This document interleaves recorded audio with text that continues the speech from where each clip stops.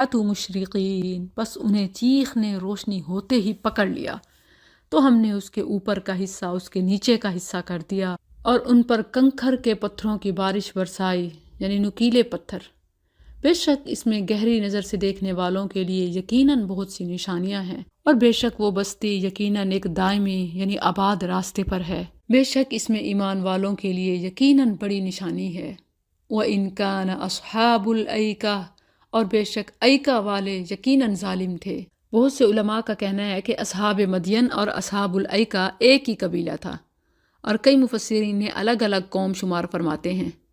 ان کا ظلم یہ تھا کہ وہ شرک میں گرفتار تھے، ناپ تول میں کمی بیشی کرتے تھے، راہ چلتے مسافروں کو لوٹ لیتے تھے۔ ان دونوں کی طرف شعیب علیہ السلام کو بھیجا گیا۔ مدین والوں کی تفصیل سورہ ہود میں ہے اور اصحاب الایکا کی تفصیل سورہ شعراء میں ہے۔ اور اسی طرح بعض کے مطابق اصحاب مدین اسی قوم کے شہری لوگ تھے اور اصحاب الایکا انہی کے باہر جنگلوں میں رہنے والے لوگ تھے، جیسا کہ لفظوں کے معنی سے بھی یہ بات ظاہر ہوتی ہے۔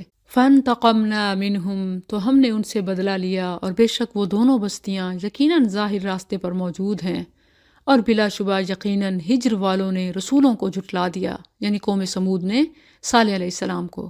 رسول کے بجائے رسولوں کا اس لیے آیا کیونکہ ایک رسول کو جھٹلانا تمام رسولوں کو جھٹلانا ہے، اور ہم نے انہیں اپنی نشانیاں دیں تو وہ ان سے منہ پھیرنے والے تھے۔ وَكَانُوا يَنْحِتُونَ، اور وہ پہاڑوں سے مکان تراشتے تھے، اس حال میں کہ بے خوف تھے، پس انہیں صبح ہوتے ہی چیخ نے پکڑ لیا، پھر ان کے کسی کام نہ آیا جو وہ کمایا کرتے تھے۔ ٹیکنالوجی، سورسز کچھ بھی نہ بچا سکے، کچھ کام نہ آیا۔ وَمَا خَلَقْنَا السَّمَاوَاتِ وَالْأَرْضَ، اور ہم نے آسمانوں اور زمین اور ان دونوں کے درمیان کی چیزوں کو پیدا نہیں کیا مگر حق کے ساتھ، اور یقیناً قیامت ضرور آنے والی ہے، پس درگزر کر خوبصورت طریقے سے درگزر کرنا۔ ان ربک هو الخلاق العلیم، بے شک تیرا رب ہی کمال درجے کا پیدا کرنے والا، سب کچھ جاننے والا ہے۔ یعنی اس کے لیے پھر دوبارہ پیدا کرنا کیا مشکل ہے؟ یہ جو قیامت کا اٹھنے کا اور پھر زندگی ویسے گزارنے کا نہیں سوچتے۔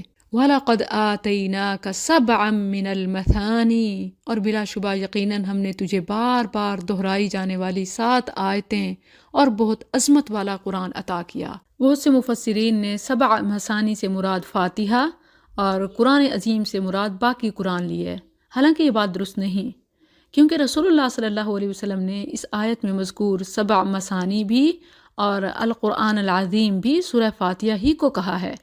بخاری میں اس آیت کی تفسیر ان الفاظ میں ہے: ام القرآن ہی 7 المثانی والقرآن العظیم، ام القرآن ہی 7 مثانی اور قرآن عظیم ہے۔ اور یہ جو درمیان میں واو ہے، یہ الگ الگ کرنے کے لیے نہیں بلکہ دونوں کو جمع کرنے کے لیے ہے، اس کو تفصیلیہ کہتے ہیں، یعنی 2 ایک ہی چیزوں کی تفصیل کے لیے درمیان میں واو لایا جائے۔ جیسے 2 الگ الگ ناموں چیزوں کے درمیان واو آتا ہے انہیں الگ الگ کرنے کے لیے کہ ایک یہ اور دوسری وہ، اسی طرح ایک ہی چیز کے 2 مختلف پہلو بتانے کے لیے بھی واو آتا ہے، تو یہ واو تفصیلیہ کہلاتا ہے۔ اس سے مراد سورہ الفاتحہ ہی ہے۔ یہ آیت منکرین حدیث کا رد ہے۔ جو لوگ احادیث کو نہیں مانتے، اگر ان سے اس آیت کا مصداق پوچھا جائے تو وہ قطعاً نہیں بتا سکیں گے، کیونکہ پورے قرآن میں کہیں یہ نہیں ہے کہ وہ 7 مثانی 7 صورتیں ہیں یا 7 آیتیں، نہ یہ ہے کہ وہ صورتیں ہیں تو کون سی اور آیتیں ہیں تو کون سی، بلکہ ایک جگہ سارے قرآن کو ہی مثانی فرمایا، جیسے کتابم متشابہم مثانی۔ تو لازمی بات ہے کہ قرآن کی تفصیل حدیث کے بغیر متعین نہیں ہو سکتی۔ اسی طرح نمازوں کے مکمل اوقات ہوں یا نماز کا طریقہ ہو یا مختلف قرآنی آیات کی وضاحت حدیث کے بغیر ممکن ہی نہیں ہے۔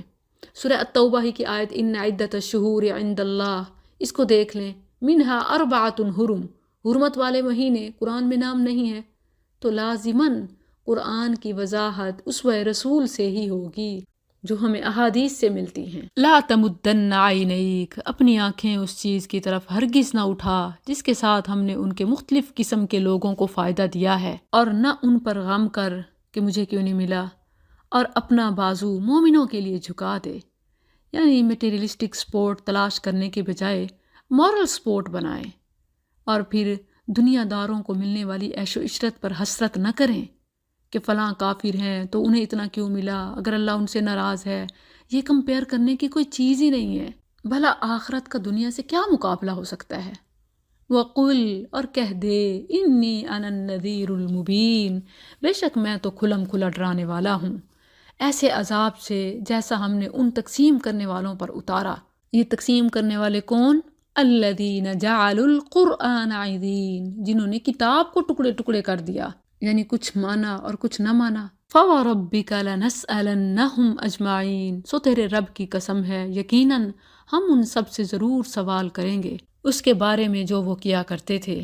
بس اس کا صاف اعلان کر دے جس کا تجھے حکم دیا جاتا ہے، اور مشرکوں سے منہ پھیر لے، بے شک ہم تجھے مذاق اڑانے والوں کے مقابلے میں کافی ہیں۔ انا کفیناک المستہزئین، عہد رسالت صلی اللہ علیہ وسلم میں یہ 5 لوگ تھے: ولید، اسود، ابو زمعہ، حارث اور عاص۔ جبریل رسول اللہ صلی اللہ علیہ وسلم کے پاس آئے تو آپ نے ان سے مذاق اڑانے والوں کی شکایت کی۔ جبریل علیہ السلام نے ان کے جسم کے کسی نہ کسی حصے کی طرف اشارہ کیا اور وہ 5 بری طرح فوت ہوئے۔ اور اسی طرح قیامت تک جس نے بھی گستاخانہ خاکے بنائے یا کسی بھی طرح رسول اللہ صلی اللہ علیہ وسلم کی حرزت سرائی کی، تو اللہ کا وعدہ ہے اللہ خود ان کے مقابلے میں کافی ہے۔ ایمان والوں کو اللہ کے احکام کے مطابق عمل کرنا چاہیے تاکہ اللہ ان کے ہاتھوں سے انہیں ذلیل کرے۔ ہم خود قرآن سے دور، سنت سے محروم ہیں، پھر ہمارے احتجاج کا بھی کوئی فائدہ نہیں ہوتا۔ احتجاج کو مؤثر بنانے کے لیے قرآن و سنت کا ہتھیار لازم ہے۔ الذین یجعلون مع اللہ الہا آخر، جو اللہ کے ساتھ کوئی دوسرا معبود بناتے ہیں سو عنقریب جان لیں گے، اور بلا شبہ یقیناً ہم جانتے ہیں کہ تیرا سینہ اس سے تنگ ہوتا ہے جو وہ کہتے ہیں۔ تکلیف تو دل کو ہوتی ہے، علاج کیا ہے؟ فسبح، پس اپنے رب کی حمد کے ساتھ تسبیح کر اور سجدہ کرنے والوں میں سے ہو جا، اور اپنے رب کی عبادت کر یہاں تک کہ تیرے پاس یقین آ جائے۔ یقین سے مراد موت ہے، کیونکہ ہر جاندار کے لیے اس کا آنا یقینی ہے، کسی کو موت سے انکار نہیں۔ اس امپورٹنٹ میسیج کے ساتھ سورت کو مکمل کیا۔ اب سورہ النحل ہے۔ النحل کا معنی ہے شہد کی مکھی، ہنی بی۔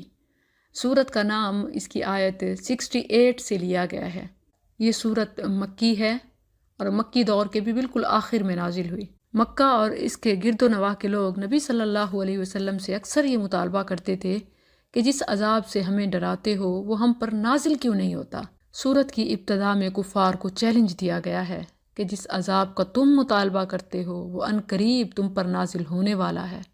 اس وارننگ کے بعد ہر انسان کو سمجھایا گیا کہ تجھے اللہ نے ایک نطفے سے پیدا کیا، لیکن انسان اپنے خالق کے ساتھ جھگڑا کرتا ہے۔ پھر یہ باور کرایا کہ قیامت کے دن کوئی دوسرے کے حق میں نہ جھگڑا کرے گا اور نہ کسی کا بوجھ اٹھائے گا، اسی لیے اس مہلت کو ضائع نہ کرو اور اس سے فائدہ اٹھا لو۔ بسم اللہ الرحمن الرحیم۔ اتا امر اللہ، اللہ کا حکم آ گیا سو اس کے جلد آنے کا مطالبہ نہ کرو۔ یہ امر اللہ، اس سے مراد قیامت بھی ہے جیسے وہ مانگتے تھے، اس سے مراد عذاب بھی ہے، اس کا بھی وہ سوال کرتے تھے، اور اس سے مراد ہجرت بھی ہے کیونکہ یہ مکی دور کے آخر میں اترنے والی صورت ہے اور اس کے فوراً بعد ہجرت ہوئی، اور ہجرت کا فیصلہ مشرکین کی بربادی کا فیصلہ تھا۔ تو فلا تستعجلوہ، اس کے جلد آنے کا مطالبہ نہ کرو کہ کب شروع ہوگا، بس ہجرت اور تمہارا کاؤنٹ ڈاؤن شروع۔ سبحانہ وتعالی، وہ پاک ہے اور بہت بلند ہے اس سے جو وہ شریک بناتے ہیں۔ ینزل الملائکہ، وہ فرشتوں کو وحی کے ساتھ اپنے حکم سے اپنے بندوں میں سے جس پر چاہتا ہے نازل کرتا ہے کہ خبردار کر دو کہ حقیقت یہ ہے کہ میرے سوا کوئی معبود نہیں، سو مجھ سے ڈرو۔ اس نے آسمانوں اور زمین کو حق کے ساتھ پیدا کیا ہے، وہ اس سے بہت بلند ہے جو وہ شریک بناتے ہیں۔ اس نے انسان کو ایک قطرے سے پیدا کیا، پھر اچانک وہ کھلم کھلا بہت جھگڑنے والا ہے۔ یعنی انسان اپنے دوبارہ اٹھنے پر جھگڑا کرتا ہے، اپنے رب کی بات کو نہیں مانتا، یہ بھول جاتا ہے کہ نہیں تھا تو وہ دنیا میں کیسے آیا۔ جب ایک حقیر سے نطفے سے دنیا میں آیا تو کیا اس کے جسم کی ساری راکھ سے، اس کے ذرات سے اس کو نہیں اٹھایا جا سکتا؟ اپنی تخلیق پر غور کرے تو جواب مل جائے۔ والانعام، اور چھپائے، اس نے انہیں پیدا کیا، تمہارے لیے ان میں گرمی حاصل کرنے کا سامان اور بہت سے فائدے ہیں، اور انہی سے تم کھاتے ہو۔ چلتی پھرتی یہ فوڈ فیکٹریز ہیں، نیچرل ہیٹنگ سسٹم ہے، اور پھر کھا کر باڈی کو ہیٹ اور پروٹین مہیا کرتے ہو۔ کثیر الفوائد، یہ ایک جانور، کھال بال دودھ گوشت سب ایک جانور سے۔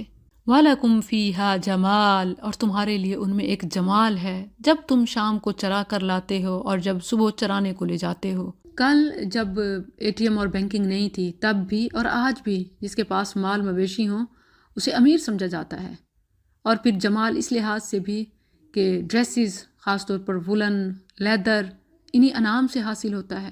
تو اس پر ایک مکمل صورت ہے، سورہ الانعام۔ وَتَحْمِلُ أَثْقَالَكُمْ، اور وہ تمہارے بوجھ اس شہر تک اٹھا کر لے جاتے ہیں جس میں تم کبھی پہنچنے والے نہ تھے مگر جانوں کی مشقت کے ساتھ۔ بے شک تمہارا رب یقیناً بہت نرمی کرنے والا نہایت رحم والا ہے۔ اور گھوڑے اور خچر اور گدھے تاکہ تم ان پر سوار ہو اور زینت کے لیے، اور وہ پیدا کرے گا جو تم نہیں جانتے تھے۔ بہت اہم بات ہے، اگر اس وقت جب یہ آیات نازل ہو رہی تھیں گاڑیوں جہازوں اور انجنوں سے چلنے والی مختلف چیزوں کے نام بتائے جاتے تو لوگ انکار ہی کر دیتے، کیونکہ الناس اعداء لما جہلوا، لوگ جس بات کا علم نہیں رکھتے اس کے مخالف ہو جاتے ہیں۔ اللہ نے بڑی خوبصورتی سے ذکر کیا وَيَخْلُقُ مَا لَا تَعْلَمُونَ، وہ پیدا کرے گا جو تم نہیں جانتے۔ اس میں یہ بھی اشارہ ہے کہ لوگ نئی ایجادات پر سواری میں حرج نہ سمجھیں کہ ہمارے بزرگ تو اونٹوں گھوڑوں پر سواری کرتے تھے اور قرآن میں تو بس انہی کا ذکر ہے۔ قرآن میں قیامت تک ہونے والی ایجادات کا ذکر ہے۔ وَيَخْلُقُ مَا لَا تَعْلَمُونَ، وہ پیدا کرے گا جو تم نہیں جانتے۔ وَعَلَى اللَّهِ قَصْدُ السَّبِيلِ، اور سیدھا راستہ اللہ ہی پر جا پہنچتا ہے، یعنی سیدھے راستے کی رہنمائی اللہ ہی کے ذمے ہے جو اس نے بتا دی، رہنمائی کر دی ہر انسان کی جبلت میں بھی اور پھر وحی کے ذریعے بھی، اور تمام مخلوق کی گواہیاں بھی۔ وَمِنْهَا جَائِرٌ، اور ان میں سے کچھ راستے ٹیڑھے ہیں، اور اگر وہ چاہتا تو ضرور تم سب کو ہدایت دے دیتا۔ هُوَ الَّذِي، وہی ہے جس نے آسمان سے کچھ پانی اتارا، تمہارے لیے اسی سے پینا ہے اور اسی سے پودے ہیں جن میں تم چراتے ہو۔ يُنْبِتُ لَكُمْ بِهِ الزَّرْعَ، وہ تمہارے لیے اس کے ساتھ کھیتی اور زیتون اور کھجور اور انگور اور ہر قسم کے پھل اگاتا ہے۔ مٹی میں نہ رنگ نہ ذائقہ نہ خوشبو، پھر اللہ میٹھا پھیکا تیکھا کھٹا کیسے بناتا ہے اگاتا ہے۔ بے شک اس میں ان لوگوں کے لیے یقیناً بڑی نشانی ہے جو غور و فکر کرتے ہیں۔ اور اس نے تمہاری خاطر رات اور دن اور سورج اور چاند کو مسخر کیا، اور ستارے اس کے حکم کے ساتھ مسخر ہیں۔ بے شک اس میں ان لوگوں کے لیے یقیناً بہت سی نشانیاں ہیں جو سمجھتے ہیں۔ اور جو کچھ اس نے تمہارے لیے زمین میں پھیلا دیا ہے جس کے رنگ مختلف ہیں، بے شک اس میں ان لوگوں کے لیے یقیناً بڑی نشانی ہے جو نصیحت حاصل کرتے ہیں۔ اور وہی ہے جس نے سمندر کو مسخر کر دیا تاکہ تم اس سے تازہ گوشت کھاؤ اور اس سے زینت کی چیزیں کثرت سے نکالو جنہیں تم پہنتے ہو۔ کتنی زیورات ہیں جو سمندر سے نکلتے ہیں۔ اور تو کشتیوں کو دیکھتا ہے، اس میں پانی کو چیرتی چلی جانے والی ہیں، اور تاکہ تم اس کا کچھ فضل تلاش کرو اور تاکہ تم شکر کرو۔ وَأَلْقَى فِي الْأَرْضِ، اور اس نے زمین میں پہاڑ گاڑ دیے کہ وہ تمہیں ہلا نہ دے، اور نہریں اور راستے بنائے تاکہ تم منزل تک پہنچ جاؤ، اور علامتیں بنائیں اور ستاروں کے ساتھ